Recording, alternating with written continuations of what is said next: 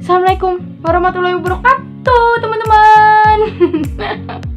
Saya berharap kalian tidak bingung kenapa disuruh klik link YouTube dan bertemu dengan saya. Harusnya kalian sudah menonton channel YouTube saya sebelumnya.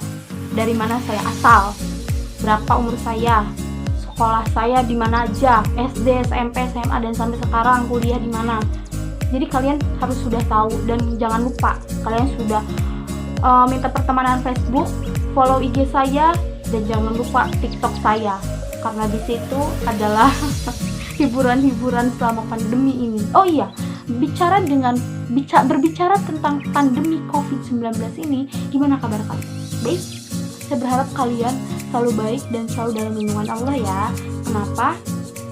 Karena tidak bisa dipungkiri, pandemi ini cukup mensulitkan berbagai bidang gitu, baik bidang ekonomi, terus pendidikan, ya sama seperti kita gitu, pendidikan yang harusnya kita tetap muka dan dihambat dengan pandemi COVID seperti ini, ya lewat seperti ini medianya gitu.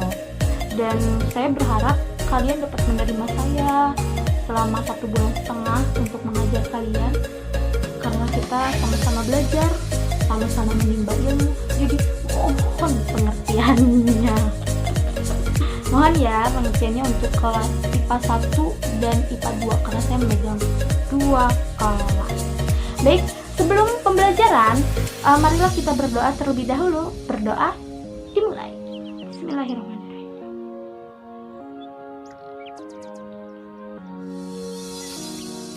Berdoa selesai. Saya akan mengajar bahasa Indonesia. Mau mengajar apa sih, Bu? Teh, katanya kemarin ada yang di grup sebagian panggil. Katanya saya terlalu muda, jadi nggak pantas dipanggil ibu. Gak apa-apa, mau teteh, mau apa, yang penting jangan tante, ya.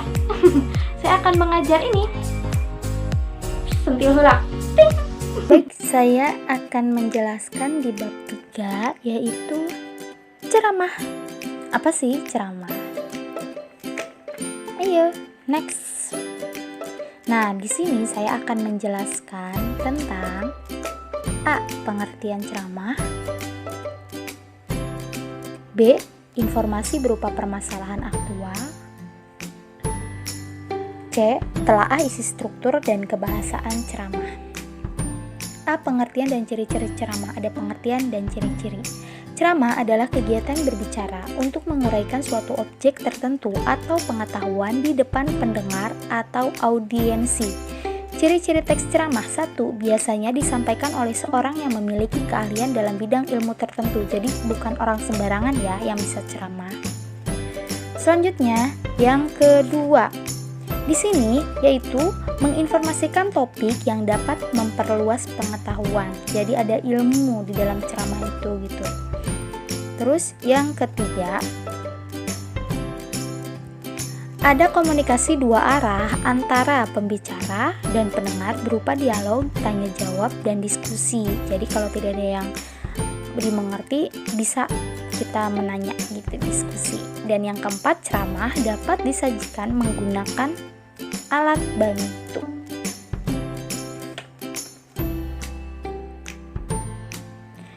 Baik, next. Nah, masih di ciri-ciri teks ceramah. Yang kelima, di sini ada ceramah memiliki objektivitas dan unsur-unsur yang mengandung kebenaran, jadi jangan melenceng. Yang keenam, ceramah harus dapat menghidupkan suasana dengan mempergunakan gambar, cerita pendek, atau kejadian-kejadian yang relevan agar dapat memancing perhatian pendengar. Jadi analogi-analoginya bisa yang menarik lah gitu. Yang ketujuh, ceramah harus memiliki tujuan yang jelas. Apa sih tujuan kita ceramah gitu? Yang kedelapan, di sini yang kedelapan, ceramah yang disampaikan harus dapat mencapai klimaks. Jadi jangan sepotong-sepotong. Apa sih klimaksnya gitu? Masih ciri-ciri teks ceramah. Yang kesembilan, ceramah yang baik berisi sesuatu yang mengejutkan. karena mungkin belum pernah disampaikan atau belum pernah terjadi sebelumnya, nggak pasaran. Yang ke-10, ceramah harus dibatasi pada satu atau dua persoalan tertentu saja, jadi jangan melebar. Yang ke-11, ceramah harus memiliki tujuan yang jelas. Dan yang ke-12, ceramah dapat mengandung humor agar dapat menghidupkan suasana dan memberi kesan yang tidak terlupakan bagi pendengar. Jadi biar nggak ngantuk gitu. B. Informasi berupa permasalahan aktual dalam ceramah. 1. Langkah memahami informasi dan permasalahan aktual dalam ceramah. 2. Ciri-ciri informasi yang baik. 3. Jenis-jenis informasi dalam teks ceramah. 4. Langkah menanggapi teks ceramah. Langkah memahami informasi dan permasalahan aktual dalam ceramah. 1. Menyimak ceramah yang didengar dengan sesama, tong nundutan, kudu menyimak. Yang kedua, mencatat informasi yang menarik dalam setiap paparan dalam ceramah, bikin rangkuman. Yang ketiga, menyusun informasi yang menarik dalam bentuk kalimat atau paragraf sederhana. Ciri-ciri informasi yang baik, ada informasi yang bersifat aktual. Bahasa yang digunakan dalam penyampaian informasi adalah bahasa yang akurat, tepat, padat, dan singkat. Informasi yang faktual artinya informasi yang disampaikan didukung dengan fakta yang kuat. Informasi yang disampaikan memiliki daya tarik atau dalam disebut juga informasi yang menarik, nggak bosan gitu, nggak boring. Jenis-jenis informasi dalam teks ceramah. A. Informasi berdasarkan fungsi dan kegunaan. Apa sih itu? Yaitu informasi yang bergantung pada materi dan juga kegunaan informasi. Yang termasuk informasi jenis ini adalah informasi yang menambah pengetahuan, informasi yang mengajari pembaca atau informasi edukatif, dan informasi yang hanya menyenangkan pembaca yang bersifat fiksional atau hayalan. B. Informasi berdasarkan format penyajian. Di sini, informasi berdasarkan format penyajian yaitu informasi berdasarkan bentuk penyajian informasinya. Di media massa dikenal berbagai bentuk penyajian yaitu dalam bentuk tulisan, foto, kartun, ataupun karikatur. Yang C. Informasi berdasarkan lokasi peristiwa. Apa sih itu? Nah, di sini informasi berdasarkan tempat kejadian peristiwa berlangsung. Dengan demikian, informasi dibagi menjadi informasi daerah, nasional, dan mancanegara. Yang ke-D, informasi berdasarkan bidang kehidupan, yaitu informasi berdasarkan bidang-bidang kehidupan yang ada. Bidang-bidang yang biasanya dibedakan itu misalnya pendidikan, olahraga, musik, sastra, budaya, dan iptek. Yang E, informasi berdasarkan kepentingan. Informasi berdasarkan bidang kepentingan yaitu dapat dibedakan menjadi 4 jenis, yaitu sebagai berikut. A. Informasi yang menyangkut keselamatan atau kelangsungan hidup pembaca. B. Informasi yang menyangkut perubahan dan berpengaruh pada kehidupan pembaca. C. Informasi tentang cara atau kiat baru dan praktis bagi pembaca untuk meningkatkan kualitas hidupnya. D. Informasi tentang peluang bagi pembaca untuk memperoleh sesuatu.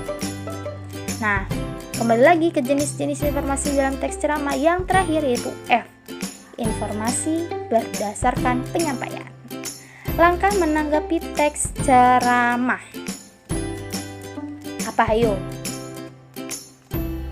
1. Menyimak ceramah yang didengar dengan sesama sehingga bisa menangkap informasi secara utuh. Jadi biar pengetahuan kita menambah gitu. Jadi harus menyimak. Yang kedua, mencatat pokok-pokok isi ceramah. Tadi sudah saya jelaskan, rangkumlah apa sih yang penting gitu. Next, yang ketiga, memberikan tanggapan terhadap materi ceramah baik berupa kritik, saran, sanggahan, pujian, persetujuan maupun penolakan. Jadi jangan takut bertanya ya kepada ustadz-ustadz gitu. C. Telah isi struktur dan kebahasan teks ceramah. Ada unsur-unsur ceramah, struktur teks ceramah, kaidah kebahasaan teks ceramah. Kita ke unsur-unsur ceramah. Ada penceramah, pendengar atau audiensi, materi, metode ceramah, media ceramah.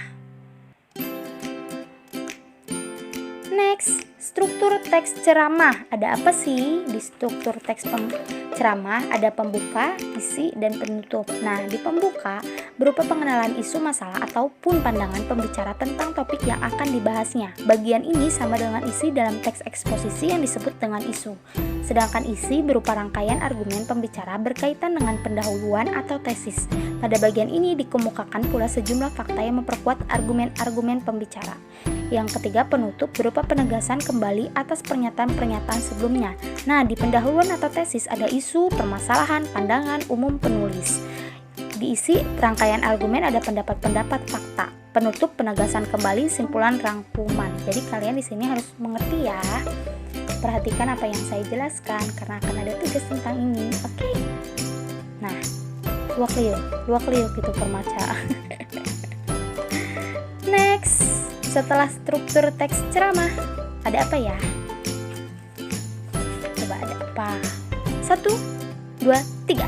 Nah, ada mengidentifikasi kaidah kebahasan teks ceramah. Ada kalimat imperatif uraian isi ceramah, biasanya mengandung kalimat yang berisi perintah, larangan, permintaan, ajakan, dan harapan. Ada kata ganti. Dalam ceramah biasa digunakan kata ganti orang pertama tunggal dan orang kedua jamak sebagai sapaan. Contohnya yaitu saya, aku, kami, kalian, hadirin, bapak-bapak, ibu-ibu, saudara-saudara gitu. Nyanyi. Yang ketiga, kata-kata teknis. Kata-kata teknis atau peristilah tersebut berhubungan dengan topik yang dibahas dalam ceramah. Ada kata kerja. Kata kerja dalam teks ceramah menerangkan persepsi, afeksi, dan kognisi. Dan yang terakhir, kalimat majemuk bertingkat. Kalimat majemuk bertingkat adalah kalimat majemuk yang memiliki hubungan bertingkat antara klausa atau kalimat yang membentuknya. Jadi ada hubungan gitu, nggak gantung say. Karena digantung itu sakit, ya kan? Jadi yang merasakan gak sih? Kok jadi curhat sih? Selanjutnya, setelah mengidentifikasi kaidah kebahasan teks ceramah, ada apa ya? Ayo, tebak. 1, 2, 3 setengah. Nah, jadi ini yang terakhir. Silahkan kalian buka buku Bahasa Indonesia pada halaman 75 yang ada Bapak Kumis memegang mikrofon.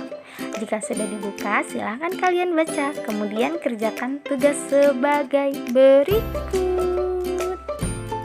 1. Sebutkan 3 ciri teks ceramah.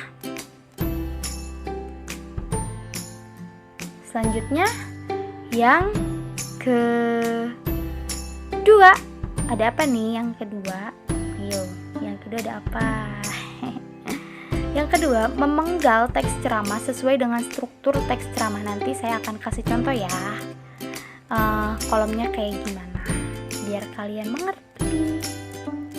Dan yang terakhir, gak banyak kok, tenang saja. Karena saya merasakan jadi siswa yang banyak tugas pusing. Nah, yang ketiga, mengidentifikasi kaidah kebahasan dalam teks ceramah. Selamat mengerjakan, tenang, saya beri waktu sampai hari Minggu. Dan kalau ada yang belum paham, silahkan japri ke nomor WA saya. Ada di grup kan? Tinggal WA aja, nggak apa-apa. Kalian curhat boleh, apapun boleh. Yang penting jangan curhat ke ruangan. Terima kasih. Jadi untuk kalian, jika ada pertanyaan-pertanyaan yang belum mengerti mengenai tugas, kalian bisa japri ke WA saya apa aja yang belum dimengerti, atau mungkin saya kecepatan dalam mempresentasikan tadi karena mungkin saya takut kalian bosan kalau terlalu panjang gitu slide-nya. Saya cukupkan dan semoga kalian selalu diberikan kesehatan, dan mohon dalam masa pandemi ini untuk tidak bermain terlebih dahulu. Jangan dijadikan kesempatan ketika sekolah diliburkan. Kalian harus tahu kenapa sekolah diliburkan, karena kita harus memutuskan mata rantai di COVID-19 ini, karena kita tidak bisa memungkiri banyak sekali korban-korban dari COVID-19 ini. Jadi dimohon jaga kesehatan, sering cuci tangan, makanan yang bergizi, jangan dulu lah seblak-seblak itu, jangan ya, di stop dulu seblaknya, pedesnya, biar kalian bisa beraktivitas kembali. Mungkin kalian kangen dengan teman-teman sekolah, kelas, kelas, teman sekelas, dan mungkin kalian ingin bertemu dengan saya karena COVID ini kita bisa LDR seperti ini. Pasti nggak jelas ya. Pokoknya untuk kalian jaga kesehatan dan sering cuci tangan ya. Baik, assalamualaikum.